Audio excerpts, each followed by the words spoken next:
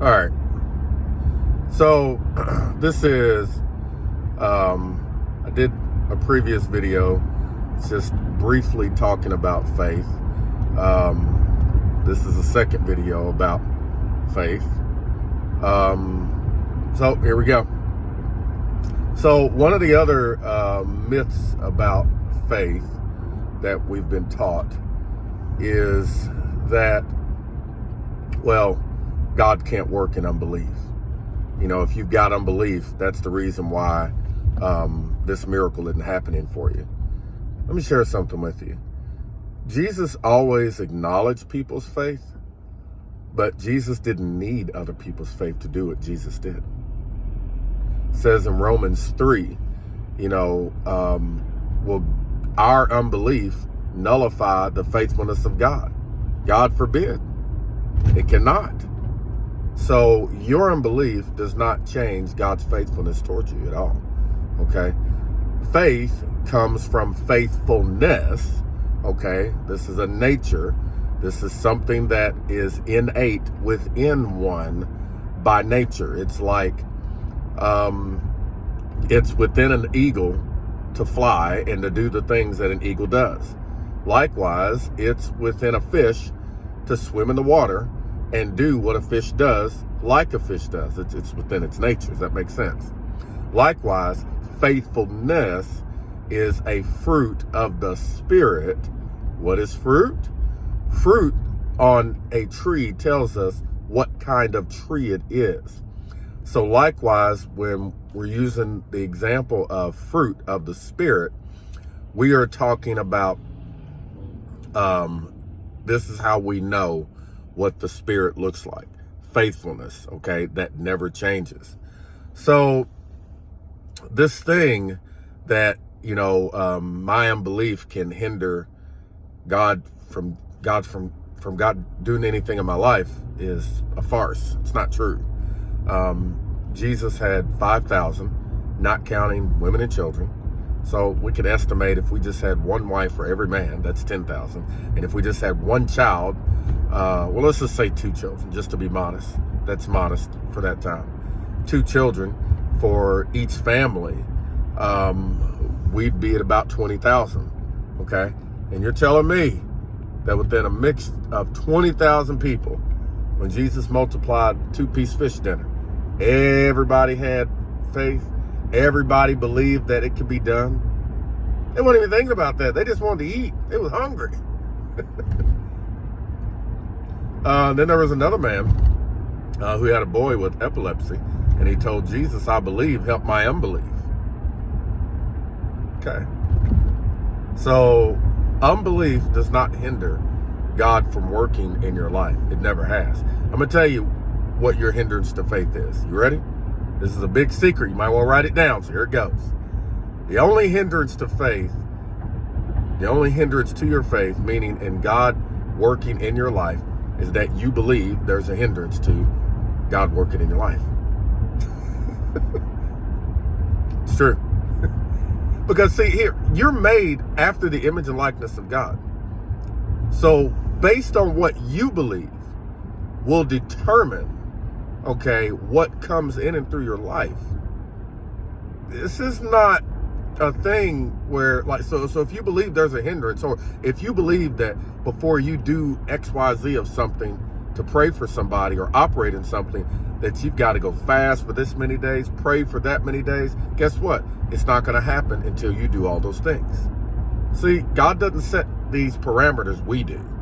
Okay, so I'm trying to help you out and make this easier.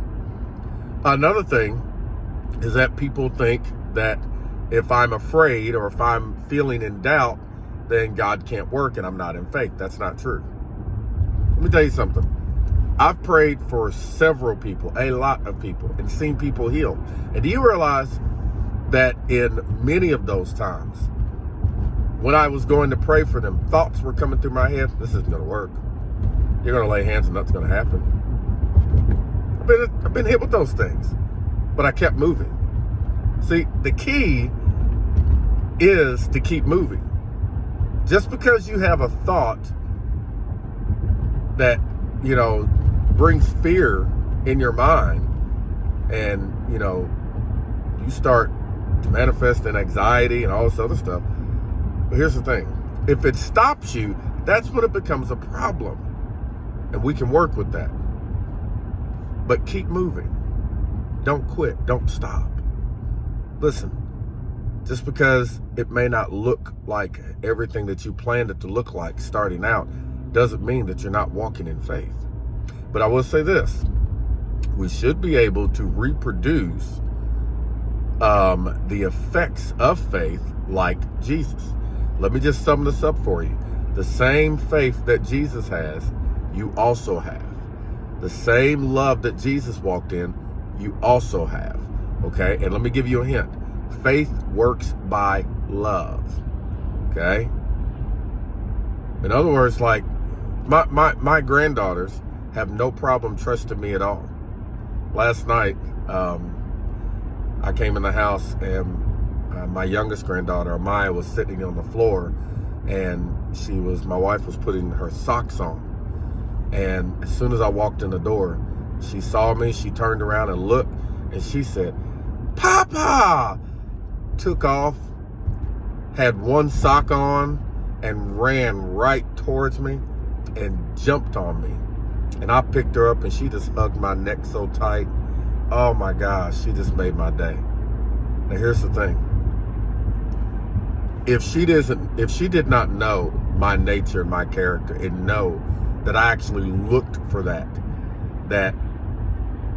I invite, because I love you so much, not dependent on anything she does, but because I love my granddaughter so much, for her to come and jump on me and hug my neck without asking permission. Wow. Like she didn't think about it. She just acted. You know why? Because that's genuine trust. I trust you with everything that I have, to where I don't even think about it. I'm just going towards it because I know you and your nature. You don't get that by a haphazard or a casual type relationship. This happens by purpose and intention. There's a consistency of nature that goes into this. And I'm telling you that this is how God operates. And that if you don't understand how loved you are, and you don't understand the love of God, or you put yourself in a place where, I could never understand the love of God, then you won't really walk well. So why don't you take the limitations off, just accept how loving and how good God is, and start there. Because it's easier to trust someone when you know their nature, when you're convinced of their nature. See, it's not well enough for you to know that I know the nature of God. You have to know the nature of God for yourself, that God can be trusted. Yeah, I said that. You say, I trust God. Really? Can God be trusted? That's the better question. Because when we're having problems remaining in faith in Christ, it usually stems from that question. I don't know if God can be trusted. I might have to go ahead and take this by myself and do it this way. So again, this is all I have right now. These are just short, brief things, spurts about what faith is, how this works. This is not an all-intensive teaching. I do that, and we'll do that at some point, just not now. So anyways, have a great day. Hope this has encouraged you. Remember, you're loved.